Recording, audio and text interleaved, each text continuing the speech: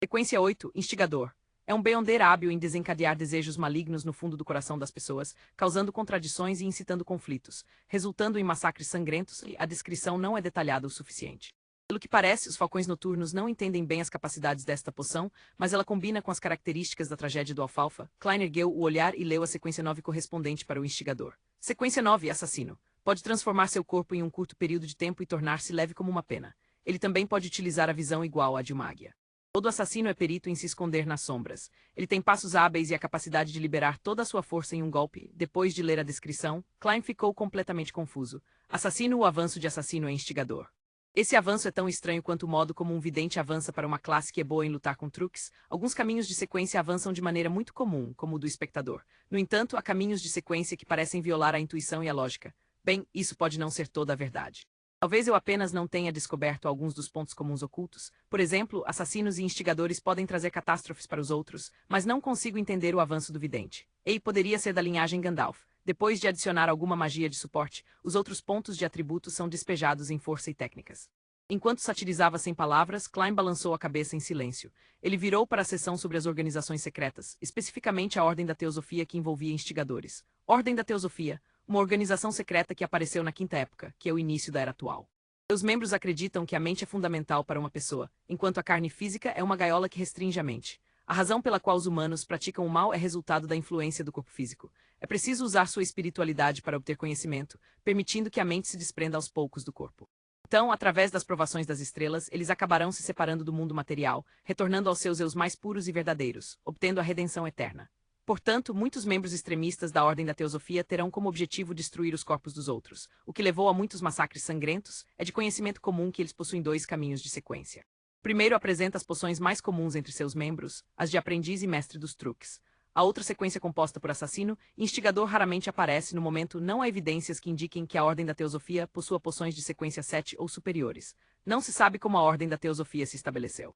As possíveis origens só podem ser analisadas usando os dois caminhos de sequência. Em primeiro lugar, as sequências do aprendiz e do saqueador lembram facilmente as pessoas da família Abraão da dinastia Tudor na Quarta Época. A família Tamara, ligada à família Abraão por meio de casamentos por longos períodos de tempo, também não pode ser descartada.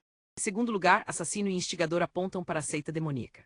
As famílias Abraão, Tamara, Antigonus e Zaratu, o imperador das trevas do Império Solomon, o imperador do sangue da dinastia Tudor, o Império Trunsoeste e as famílias Jacob e Amon que o enforcado mencionou há muitos segredos enterrados na história da Quarta Época.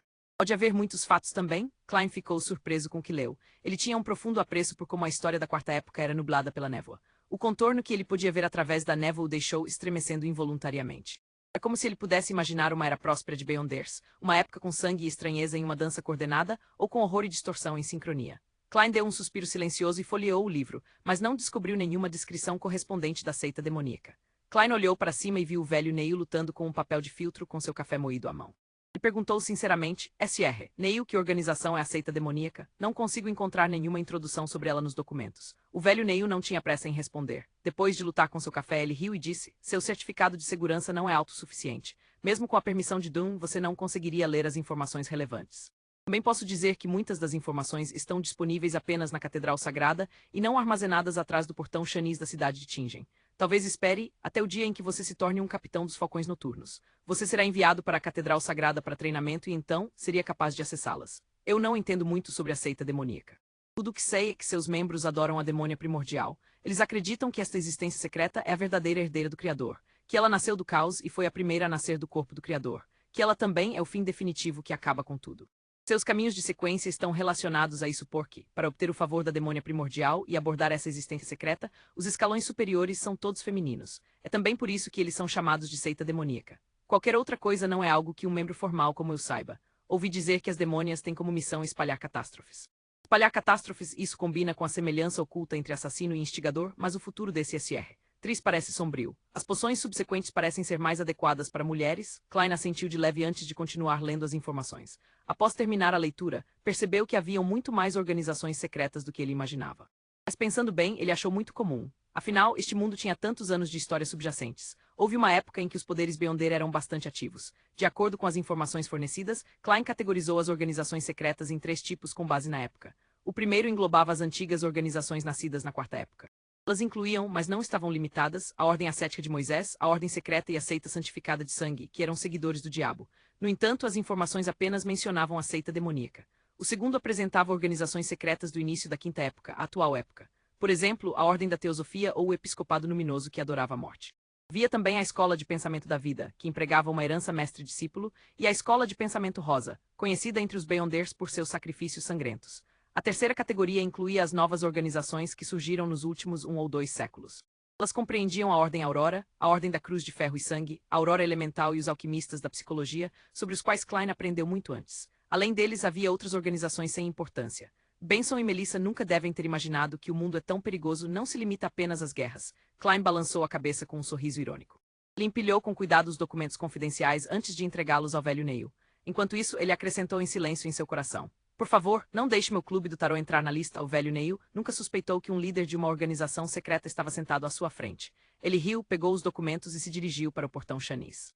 Klein sentou-se e se perguntou se deveria adivinhar a localização do instigador Tris. Mas ele abandonou o pensamento depois de menos de 20 segundos. Afinal, ele só tinha uma vaga ideia da aparência de Tris e não sabia se o nome era verdadeiro. Se pudesse descobrir sua localização com isso, ele não seria um vidente, mas um profeta.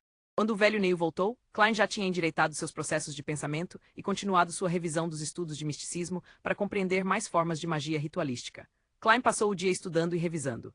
Ele não participou da operação conjunta necessária para capturar o instigador Tris. Ele ouviu que a entrega do artefato selado 2-049 de Baclund foi adiada por algum motivo ou outro. A hora real de chegada ainda estava pendente. Como ele havia ganhado quase 2 solis com a adivinhação de ontem, Klein gastou 10 centavos para comprar um barril de 2 litros de cerveja em mate para Benson no caminho de casa. Ele também comprou alguns bolos de limão recém-saídos do forno para Melissa. "Klein, sei que você se importa muito conosco, mas não há necessidade. Não há necessidade de continuar gastando dinheiro com essas coisas", disse Benson depois de ver o minúsculo barril de cerveja e refletir sobre suas palavras. Melissa ficou ao lado dele e assentiu de leve. "Provavelmente é assim que nossos hábitos de consumo diferem." Klein suspirou divertido. "Benson e Melissa, não se preocupem. Isso foi comprado com meu reembolso adicional. Sim, ganho de 2 a 4 solis a mais por semana. Não posso dizer a eles que esses são os ganhos que recebi fazendo adivinhações para os outros, certo?" ele acrescentou por dentro. "Esse seu trabalho é muito melhor do que eu imaginava." Benson ficou surpreso ao fazer uma avaliação objetiva. "Isso mesmo. Eu até aprendi adivinhação nele." Klein meditou em silêncio antes de virar para a cozinha. Sob os esforços combinados do trio de irmãos, um suntuoso jantar estava pronto para servir. Depois de se fartarem, Klein, Benson e Melissa ficaram caídos na sala de estar. Levaram um bom tempo até se levantarem para limpar, conversar e estudar. Quando Benson e Melissa adormecerem, irei acima da névoa cinza para ver os efeitos do ritual. Enquanto revisava seus livros de história, Klein lançou um olhar para seus irmãos. O Burgo Oeste, Rua Cruz de Ferro Inferior. Um apartamento de 3 andares estava imerso na escuridão. Não havia lâmpadas de rua ou qualquer luz adicional. De repente, uma figura saltou de uma janela do 3º andar. Aterrissou suavemente no chão como uma pena sem causar nenhum rebuliço. Seu corpo se agachou e de repente desapareceu como se ele tivesse se misturado às sombras. Tudo o que podia ser visto era o contorno de seu corpo. Enquanto viajava rapidamente, a figura chegou ao porto. Dirigiu-se para um canto onde não havia nada, exceto uma pilha de mercadorias. Ela observou seriamente por um momento, circulando a área 2 vezes antes de sair da escuridão e entrar no canto. Podia-se ver seu rosto redondo e amável. Era o instigador Tris que sozinho causou a tragédia do Alfalfa. "Como é?" Uma figura misteriosa vestindo um manto preto com capuz saiu das sombras.